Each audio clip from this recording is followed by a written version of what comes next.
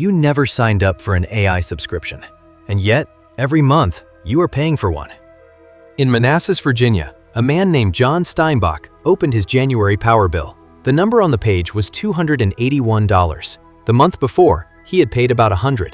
Same house, same family, 40 years in the same place. Nothing he did changed. Something around him did, and the cost was set months earlier, in a room most people will never see. You're watching Curious Minds. Let's begin. The hidden customer class quietly reshaping the American power grid. The auction that, for the first time in its history, failed to find enough electricity to keep the lights on. And the invisible subsidy that may already sit inside your monthly bill. Even if you have never used a single AI tool in your life, this is not a story about technology. It is a story about who absorbs the cost when technology gets bigger than the system underneath it. The bill nobody could explain. John Steinbach is not unusual. He is just early.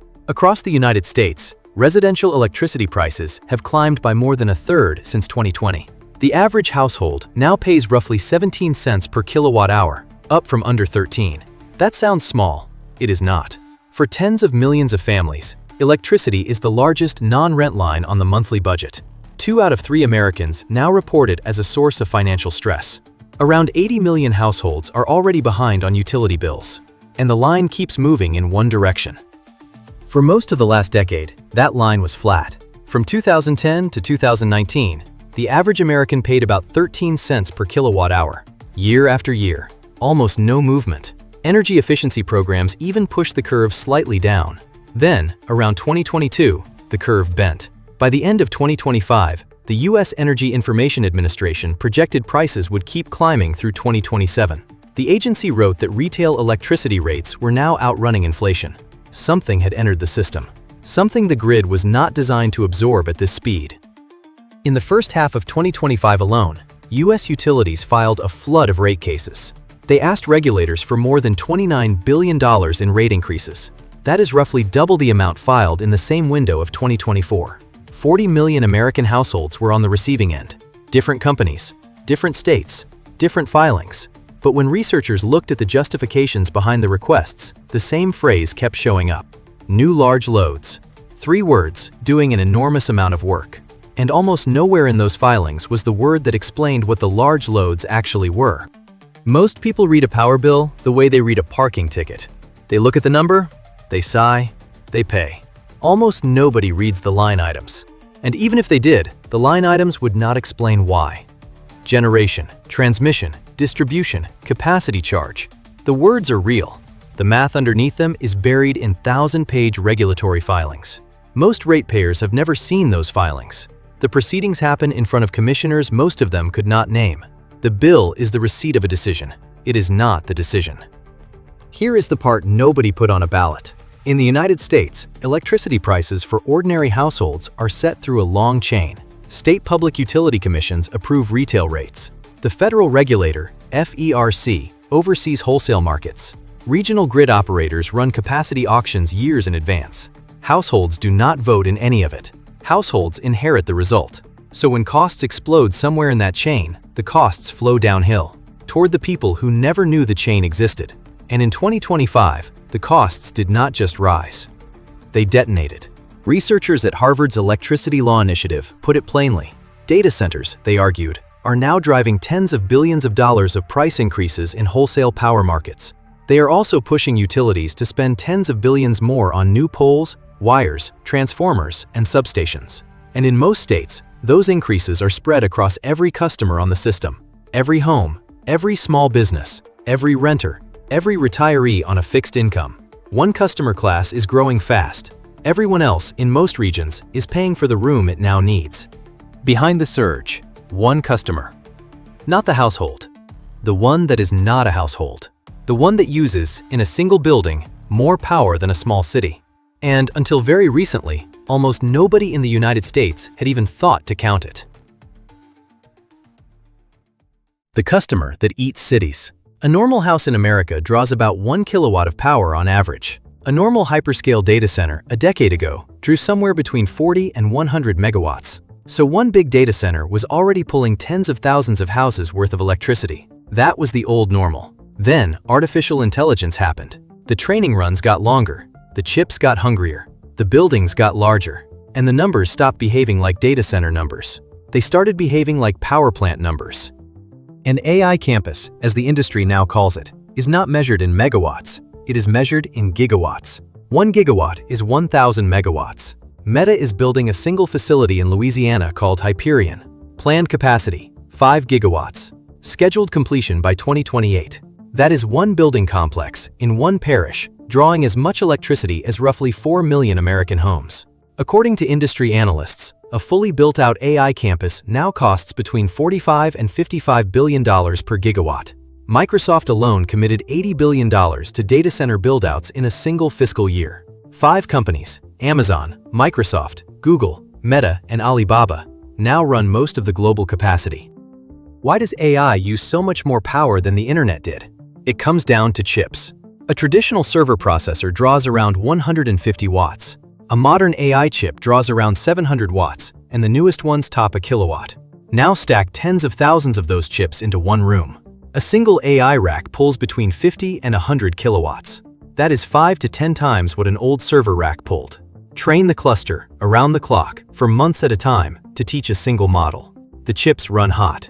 The cooling alone draws a second city's worth of power. The whole facility runs flat out, all day, every day. One academic study estimated that training a single large AI model burned through about 50 gigawatt hours of electricity. The figure was cited by the U.S. Congressional Research Service. The same researchers put that figure into context. It was enough energy, they wrote, to power the city of San Francisco for 3 days. Training one model, not running the chatbot, not serving the billions of daily queries that come afterward, not the next bigger model already lined up behind it, just teaching one system how to talk. And the report noted that the power required to train these models could double every year.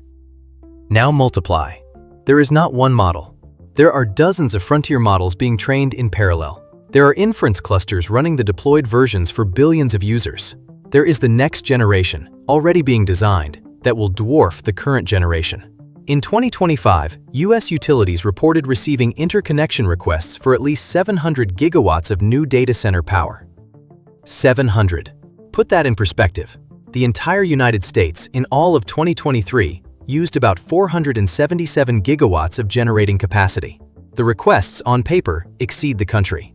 Not all of those projects will be built.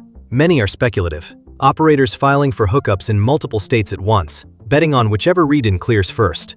But the requests are not free. Each one forces utilities to plan. Plan for the worst case.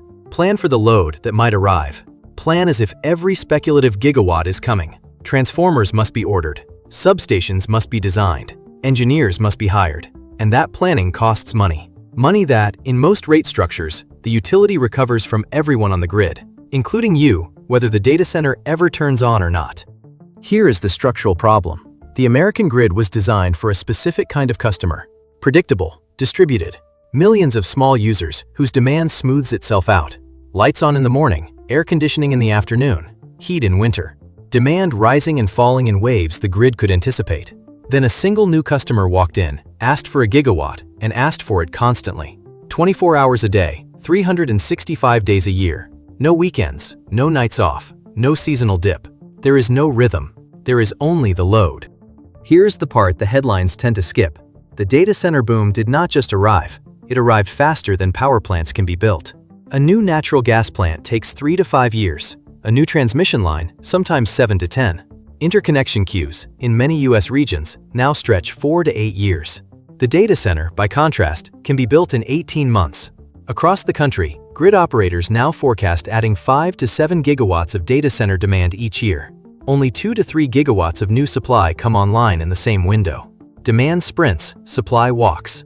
The gap is the story. And then, in December of 2025, that gap broke something. Something nobody outside the industry had ever heard of. Something that quietly sets the price of electricity for 67 million Americans. And for the first time in its history, it failed. The auction that broke. PJM Interconnection is one of the largest electricity markets on Earth. Based in Valley Forge, Pennsylvania, it manages the grid across 13 U.S. states and the District of Columbia. The footprint runs from Illinois to Virginia to New Jersey. 67 million people, 1 out of every 5 Americans. Every year, PJM runs what is called a capacity auction.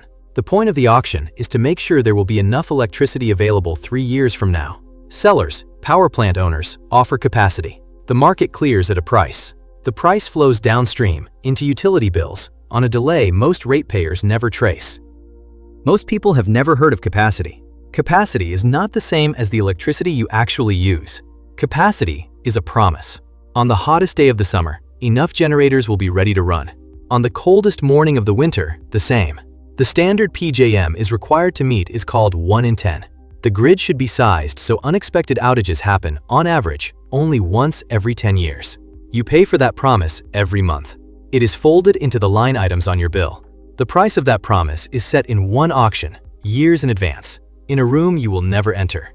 In 2024, the price PJM's auction cleared at was about $29 per megawatt day. In December of 2025, it cleared at $333.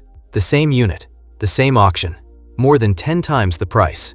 PJM's own market monitor later reported that data centers had become the primary driver of those record prices.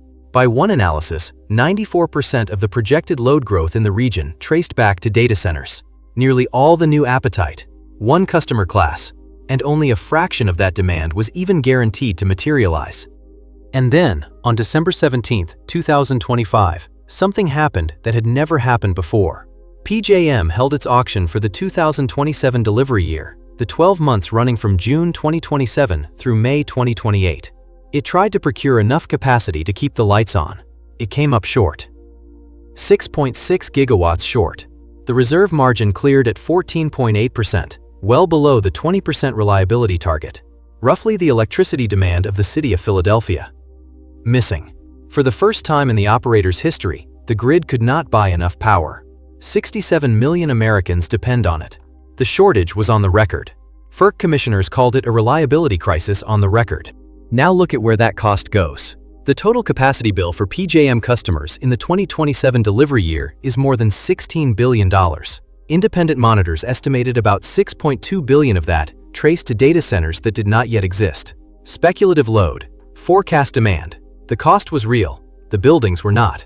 Across PJM's last 3 capacity auctions, costs tied to forecast data center demand totaled around $21 billion. That is about 45% of the total clearing cost.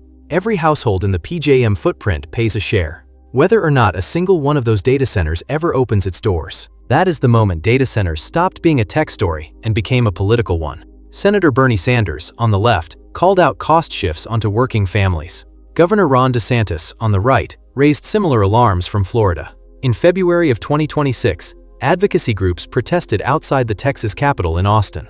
By early 2026, lawmakers in more than 30 U.S. states had filed legislation on the issue.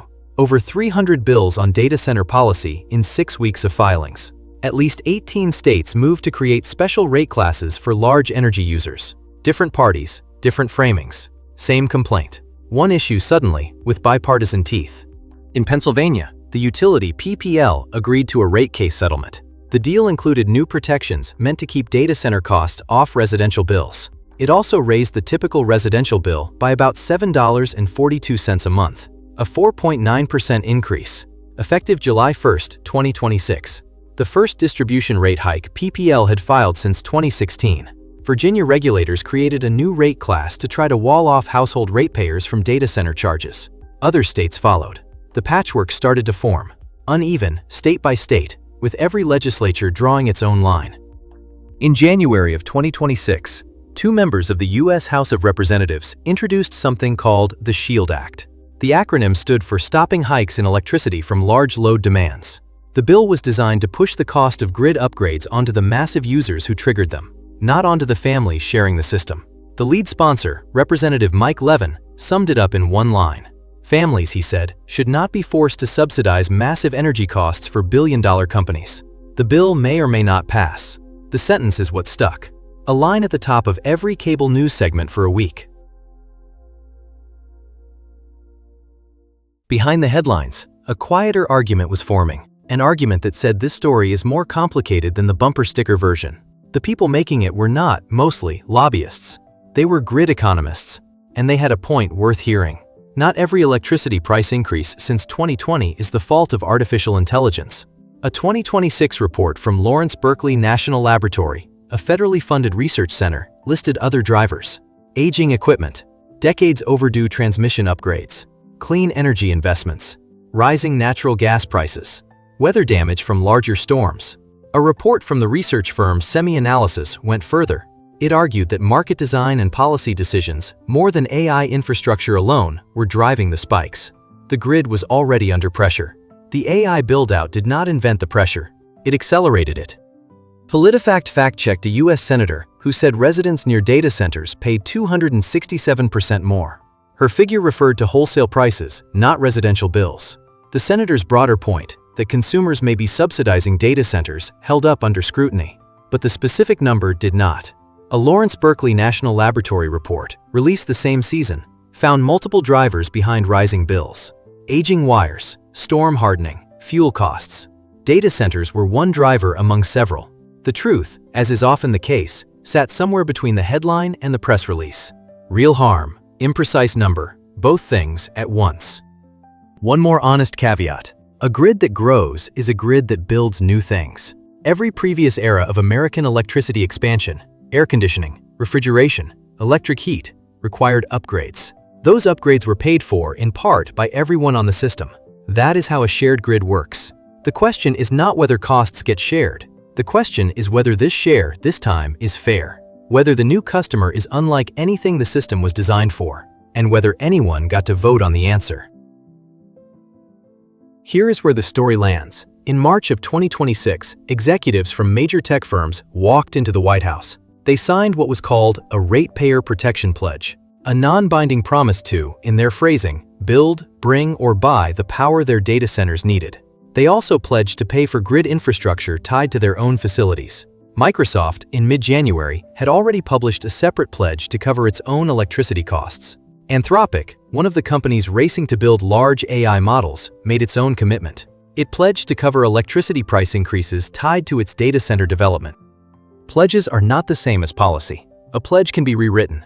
A pledge can run into a cost overrun and quietly change. A pledge written in a press release is not a tariff. A tariff is filed with a state public utility commission. A tariff is enforceable in court. State legislators on both sides of the aisle understood that distinction, which is why in 2026, the bills kept coming, 300 of them, across 30 states, trying to convert a handshake into a binding rule, trying to put the cost where the demand actually came from. Here is the hidden system in one sentence. A shared grid built for households is being rebuilt around a small number of industrial customers. Their business case is artificial intelligence. The rebuild is necessary. The rebuild is expensive.